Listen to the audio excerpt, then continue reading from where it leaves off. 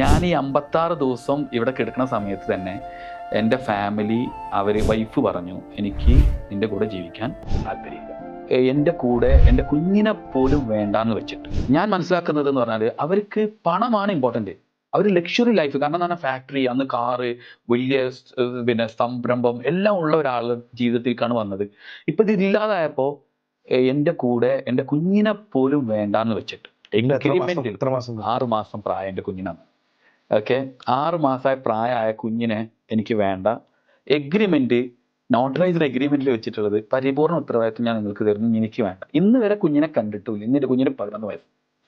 ഇന്ന് single parent ആയി. Exactly 11 വയസ്സായി. 10 വർഷം കഴിഞ്ഞു. ഇന്ന് വരെ ഒറ്റയ്ക്കാണ്, അവിടെയാണ് ഇവിടെ പാരന്റ്സിന്റെ കൂടെയാണ്. അതെ, കുഞ്ഞ് ഇവിടെ പാരന്റ്സിന്റെ കൂടെയാണ്. അവരെ കുഞ്ഞിന് അങ്ങനെ ഞാൻ എന്ത് ചെയ്തു, പിന്നെ ഇമോഷണലി, പിന്നെ എല്ലാം കൊണ്ടും മാനസികമായിട്ട് പിരിമുറുക്കുന്ന ഒരു ഇതിലായിരുന്നു. അപ്പോൾ ആ സമയത്ത് എനിക്ക് പണമില്ല. ഈ പറയുന്ന ക്ലയൻറ്റ് നമുക്കൊരു ഓപ്പർച്യൂണിറ്റി തരുന്ന ആൾക്കും പണം വേണം. ഈ ഓപ്പർച്യൂണിറ്റി തരുന്ന ആൾക്ക് ഒരു പണം ഉണ്ടെങ്കിൽ നമുക്കൊരു, പക്ഷേ എനിക്ക് തന്ന ഓപ്പർച്യൂണിറ്റി തന്ന സമയത്ത് അവരടുത്ത് പണമില്ല.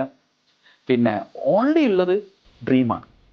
ആ സമയത്ത് ഭാര്യ നിങ്ങളോട് കൂടെ ഉണ്ടെന്നൊരു വാക്ക് പറഞ്ഞു അന്ന് പറയുമായിരുന്നെങ്കിൽ ഞാൻ ഇതിലും കൂടുതൽ സക്സസ് ആവുമായിരുന്നു.